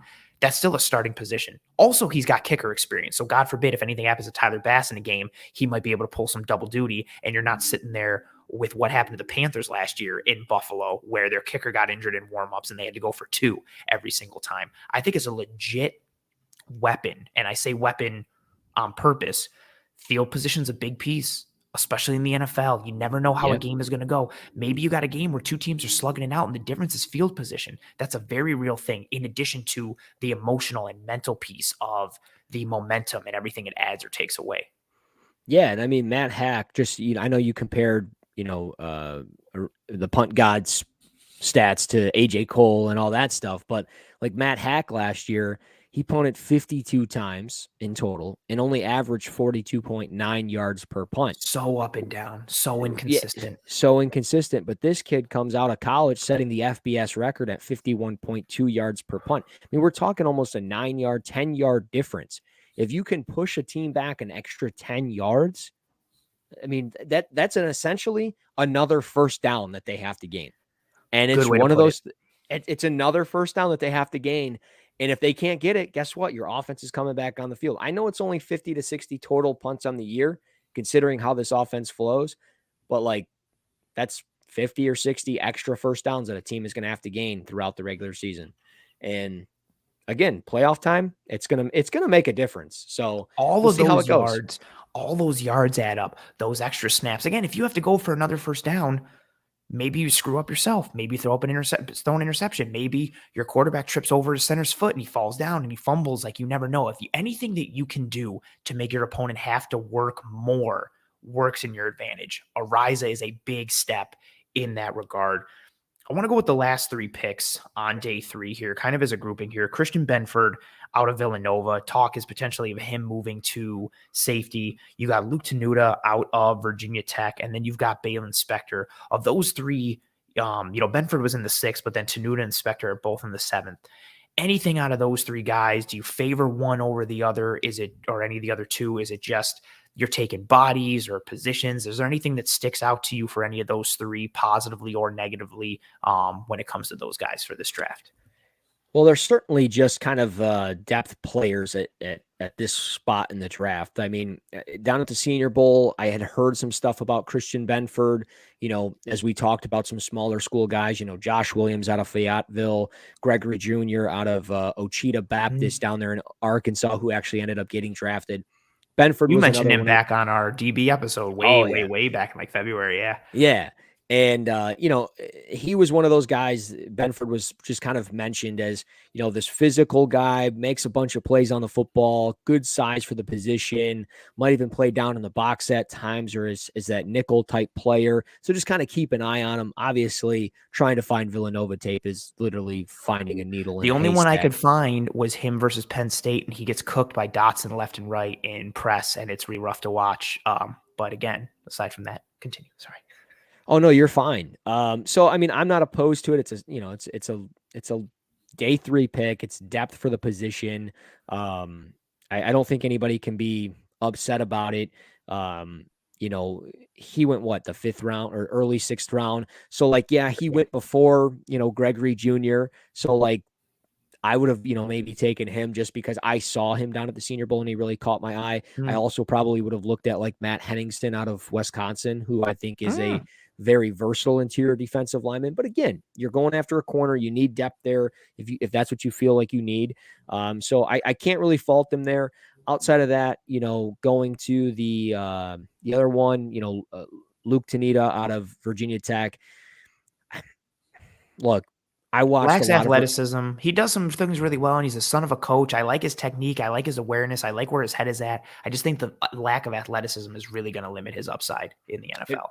It really is, especially as a tackle. And then, he's got the size. He's 6'8", 320, but like he's probably not going to play a lot. He might play guard, but like He's got if short you're arms. yeah, you got short arms. I just don't know where he fits. I think Yeah. he's more of a camp body, probably to Mhm. hopefully, maybe he learns from a Spencer Brown, a Tommy Doyle, bigger type players. Maybe it kind of catches on for him.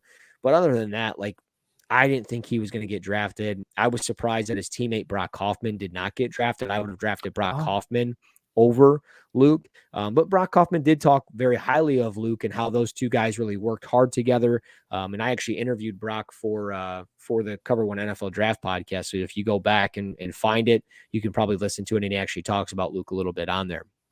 And then Braylon Spector, look, a depth linebacker, one of those guys that if you like, you take him. Maybe he makes special teams. More than likely, he's probably a practice squad type player. It's hard to be like, oh, well, they made a mistake with some of these guys. Again, I would have taken a couple of different players that were on the board, particularly at that time.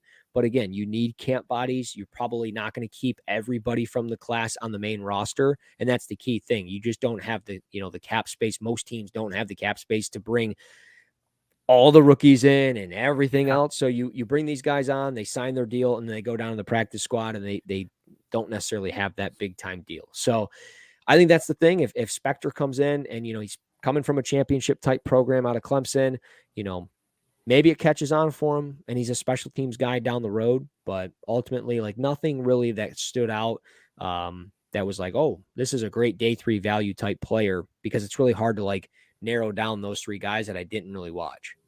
Very fair. I went in depth with Kendall when we broke down the day 3 picks from Shakir all the way through Baylon Spector. That link is here in the episode show notes if you want to go through. So I don't want to wax too much on those guys. But again, I really wanted to gain your thoughts to see, because again, camp body, sometimes you find a diamond in the rough and you know so much. So I wanted to see and gain your thoughts on that one. And the next piece that I want to gain your thoughts on. So ranking this Bills draft class in the AFC, right, as a whole. And for me, there's 3 draft classes that really stick out from the AFC. You've got, not necessarily in order, but you've got the Ravens, you've got the Jets, and you've got the Chiefs. Now, the Jets obviously are in the AFC East with the Bills, but they're not a team that, knock on wood, I think people are expecting to be a contender or a force this year in 2022. There's still question marks, right? But for me, the Ravens and the Chiefs, we'll start with the Ravens. I thought they had the best draft out of everybody, just with who fell and who they took. They're sitting there and they get Kyle Hamilton to fall to them in the first round, who, I mean, until people saw a slow 40, people thought that Kyle Hamilton was like the best player, could have been the best player in this draft. And then he runs like a slow 40 and everybody thinks that all the range and everything they saw on tape doesn't matter anymore, which I found to be a bit ridiculous because his tape is great. Then in the first round, they get Tyler Linderbaum. So they get the best safety by far and a weapon. They get the best center by far, who's tremendous.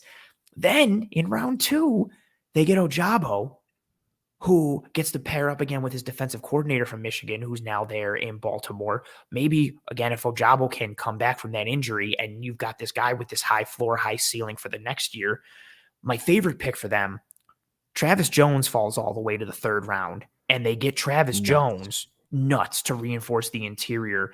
And then they get Daniel Falele from Minnesota. They get Jalen Armour-Davis, Charlie Kohler. They draft a punter. They get Isaiah Likely. They also went out with Demarion Williams and Tyler Batty late in the draft. But that first bit, everything, what Hamilton can do in this defense. Linderbaum's going to start. Ojabo's upside. Travis Jones fills an immediate need on the interior.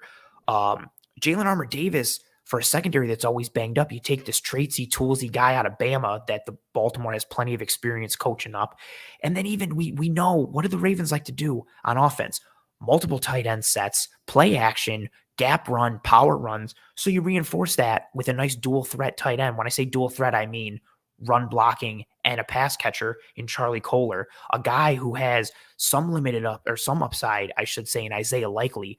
I just thought they killed the draft, and they did it in a way that is good for the future. But I also think they got immediate help right now in 2022. I just thought they crushed it in every way, shape, and form. I completely agree. I looked at it obviously as it all happened, and I'm like, how are they doing this? Like, of course they get Kyle Hamilton, Tyler Linderbaum. Those guys are going to be 10 to 14-year pros for them. They are going to crush it. They're going to, odds are one, if not both of those guys, you're going to wear a gold jacket one day. Like, I'm just going to call it what it is. Like, they're going to be that good for Baltimore. And they got them both in the first round. David Ojabo, you can find it somewhere on Woodward Sports. I called this months ago. We talked about the Ojabo injury at the pro day, and we were like, where does he get drafted? Where does it start for him? Because we mentioned the Lions is an option, somewhere in the second round. Oh, that would have been cool if they could have paired him and Hutch back together. Yeah, and he ends up going at pick, and I have no idea where Anthony just went. I think his computer just died, so I'm gonna have to check Twitter here. But with Ojabo, I mean, I've called it for months that he was going to come out and he was going to be that guy that goes 45. That's where it starts for him at Baltimore. Mike McDonald, his defensive coordinator. Did you end up, what happened? I don't know what happens whenever I do shows with you and StreamYard is just like not about it. All of a sudden it was like, oops, there was an issue. And I was like, are you serious? Like, continue. Yeah, it's all right. I was still driving the car for you, but I was like, I don't know what's going on. I knew you could handle it. I was like, he's going to be fine. I was like, every time me and Russ, like, don't get it. Yeah.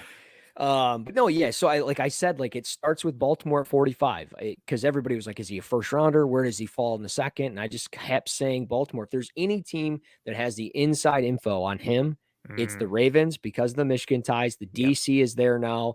So it makes sense. And I really think Linderbaum, Hamilton, that's great.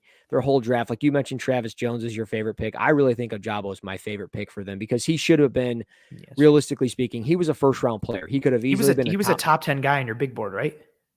Before injury, he would have been top 10 before the injury, but he ended up getting hurt. So I moved him down quite a bit because he's coming not off of just one injury, an ankle injury, the Achilles injury, so. It's one of those things. It's like, it's going to be tough. Yes, we need more whiteboards. But now, I mean, I don't know. They crushed it. The Chiefs, I thought they had a great draft. Trent McDuffie, George Karlaftis. How can you not like it? Sky Moore in the second. Brian Cook in the second. That was a little surprising to me. I thought he was more of a fourth rounder, but he's going to probably play like that honey badger down in the box type role where he's very physical. He's going to be a liability in coverage at times. We've already mentioned Leo Chenal, how he can't cover. I bet you he's going to be a pretty solid linebacker for them. Just mark my words on that.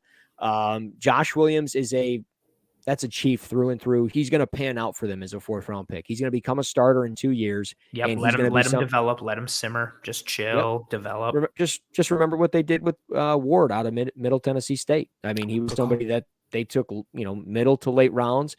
He ends up panning out, goes and gets a big contract. He's I think with the Chargers now. So it's one of those things.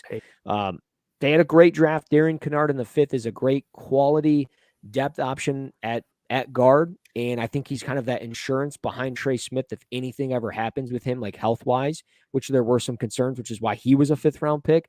But Kennard can play probably guard or tackle for them. Reminds you at times of like Cody Ford type player because he's very heavy hands, heavy feet, like coming out of college. Cody Ford was a very good college football player. Nobody can deny that. But yeah, outside of those 2 drafts, we can talk a little bit about the Jets because one, it's in the division. I mean, that first round was stellar. They killed it. Sauce Gardner, Garrett Wilson, Jermaine Johnson somehow's fall into the 20s and they pull him. And then round it out with the top 4. Then they get Breece Hall early in the second. Jeremy Ruckert. I like Ruckert, out of Ohio State. Dude, Michael Clemens is going to be a stud for them. He's got great length. He's yoked up, very versatile. He screams Robert Saleh. Like if he was still on Mm, the 49ers, that would have probably been their be first an- pick of the draft. Like that's the type of player that he is. So I mean, they had a great draft. They didn't have a lot yeah. of picks compared to other teams, but 7 picks is enough, and they got 7 quality guys. 3 of those guys are probably going to play from day one. Probably 4 of them, to be honest. Brees Hall is probably going to play from day one. Yeah. Jeremy Ruckert will sit for a little bit. CJ Uzama's there, stuff like that. But yeah, they crushed it. That's the only way I can explain it. They crushed it. And then just staying down the path of the AFC, I do want to bring up Pittsburgh because Ooh, I think that I thought they had a good draft. Some people, my buddy's a Pittsburgh fan. He didn't like their draft. They got, to me, the best quarterback, the safest quarterback in the draft. ooh. He could very well play day one for them if they need. They got George Pickens, who got a lot of first-round love, but he fell because of character concerns. But again, if he can tie it all together in Pittsburgh and keep his head on straight, he could easily be a potential number 1 receiver, but he's going to pair nicely with Chase Claypool. Like he's Mhm. that type of player. And if he can stay healthy, he had the torn ACL, but big catch radius, not the best hands in the draft, but a big catch radius. He makes, very explosive catches. The Marvin Leal in the third, surprised he fell Oh this far. yeah. Like I knew there was some production issues, but like to fall that far, I don't know. Like he's going to be a good fit, even if he is, under 285. He's going to be that sub package type player, but he's a perfect fit in that odd front. Yeah. Calvin Austin in the fourth, like those first 4 picks are really solid. Connor Hayward, don't know how he mixes up into all this, Mm. but the 7th round picks don't really care about, but those 5 guys are really good and they're very well coached. Like they've had Big Ben for a while now and they go 8-8, 9-7, 10-6. Yeah. Like they have Kenny Pickett now, who plays now still at the same place he's been playing for 5 years. He's been successful there. It's probably going to work out for him. Where the Ravens, yeah, they had a great draft, but like they lost Marquise Brown. Does Lamar really want to be there? We'll see. We know the Cleveland Browns are a mess. The Bengals, obviously, they'll compete with, but like, the Steelers might win the division. You never know. Oof. That wouldn't be crazy. They just seem to always be like in the thick of it and in the hunt, no Yeah. matter what. Even when it seems like they're going to be terrible, Duck Hodges and armless Ben Roethlisberger last year.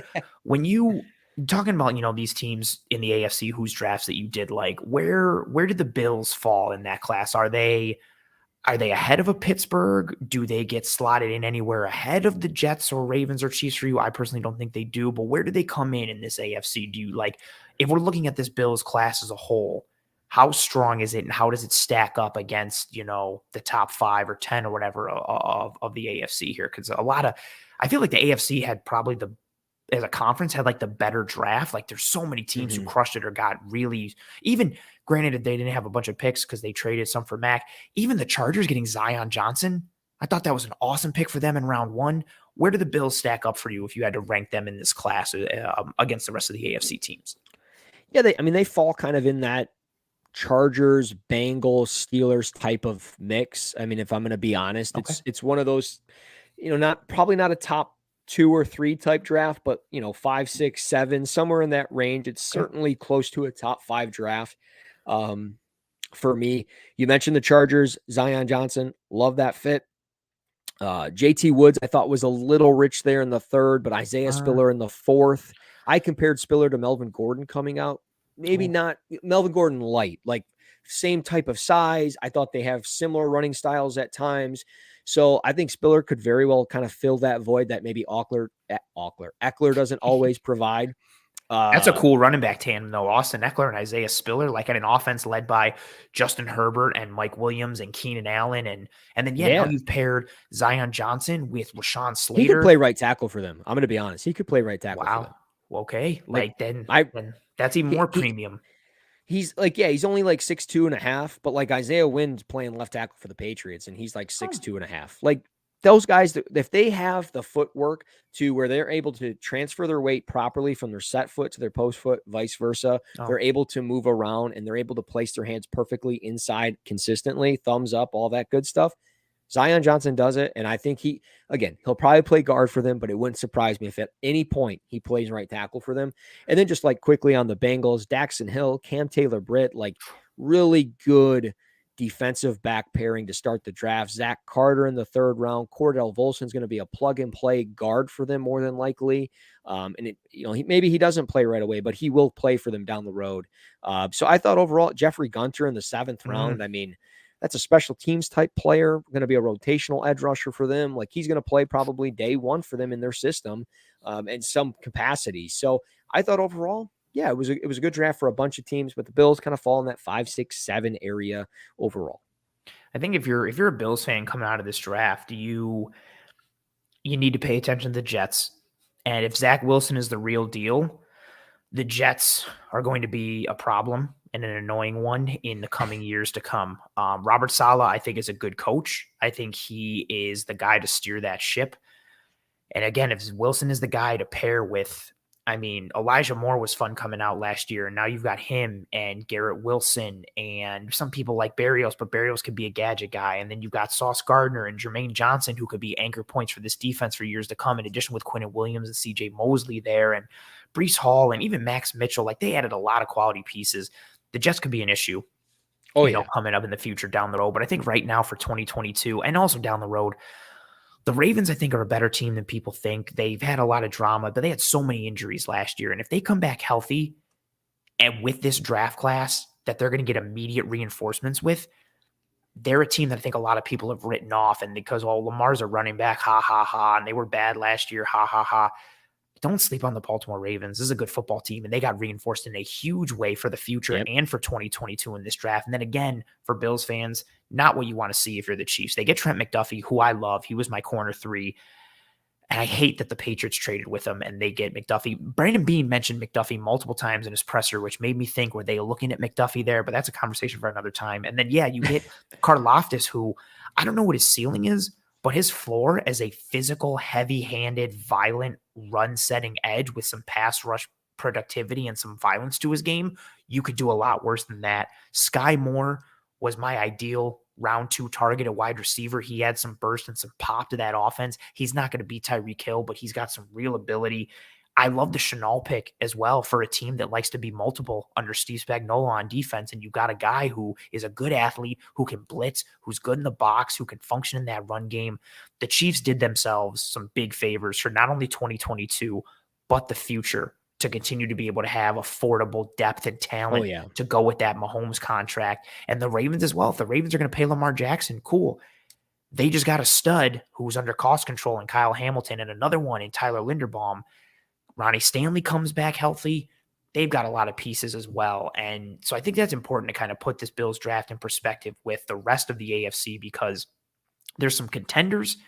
And overall, again, like I like how you mentioned what Cincinnati did, the Chargers, the Steelers. There's some contenders at the top who had a really good draft. There's some contenders at the top who had decent to above average draft. There's some teams at the bottom who helped themselves significantly. This could be a draft. This wasn't a very top-heavy draft, right? But there was so much depth and quality overall, and certain teams capitalized on that quality.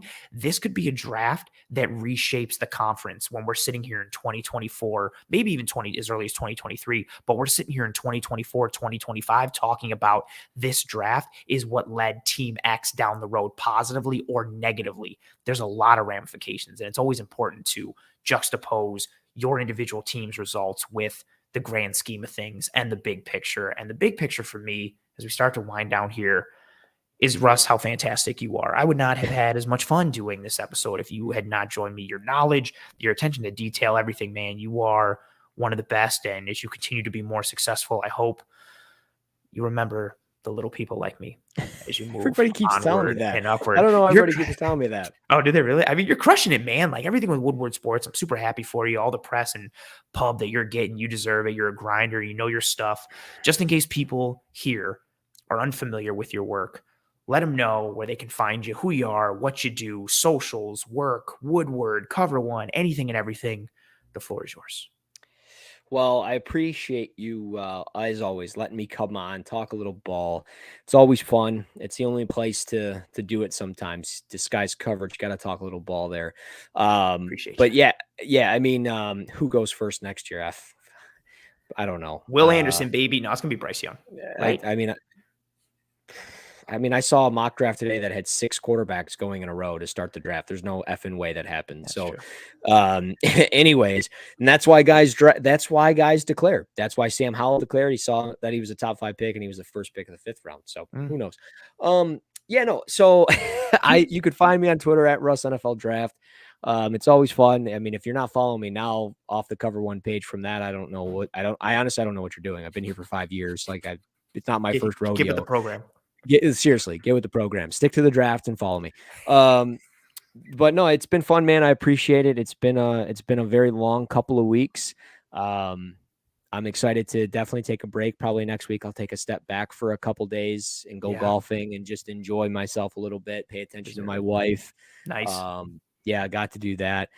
But yeah, I agree. You need a little bit, not so much Bills homer. Like not every pick was a home run. Sorry, I'm not a homer. I'm as objective as they come. I hope Marcus is meaning that towards me. Yeah, no, you're right. You're absolutely right. You are. But yeah, no, it's been a lot of fun, man. Woodward Sports going well. I'm excited to see what the future holds, and you know, maybe you'll see me more of me there. But you know, the plan is for me to obviously stick around and keep doing what I do here. So I don't think any of that's going to be changing. So appreciate everybody checking it out. But thank you, brother. Yeah, you deserve it, man. You are one of the best. I wouldn't say it if I didn't genuinely mean it. I mean, if I had to rank like you and One Pie Pizza, you're like, it's neck and neck, dude. Like, don't lose the sponsorship over me, dude. We can still be friends. I appreciate you.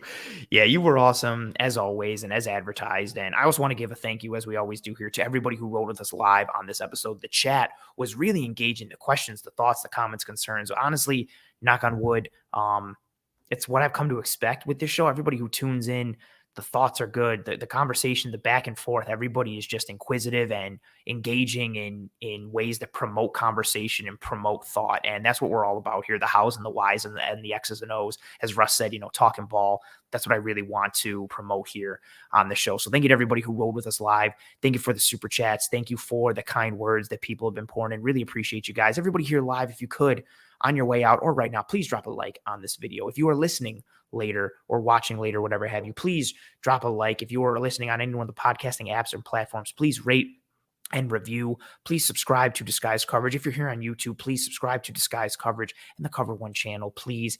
And thank you again. I know all that stuff's corny, but it comes with the territory. You would be surprised how much a simple thumbs up and a like goes towards helping myself and this team to track and trend in front of more eyes and ears so we can continue to build this thing and ride it until the wheels fall off. I really appreciate everybody who tuned in live tonight. If you watched later, listened later, whatever have you, thank you so much for your view, your download, your listen, whatever. I appreciate any and every ounce of support that comes in all its forms. Thank you again to Mr. Russell Brown, one of the best in the biz. My boy, you are awesome. Appreciate the hell out of you. Thank you, brother. Yeah, you deserve it. And I will see everyone next week for another episode of Disguise Coverage. I hope you and your family and friends and loved ones all do well. Take care of each other. Be safe. And as always, go Bills.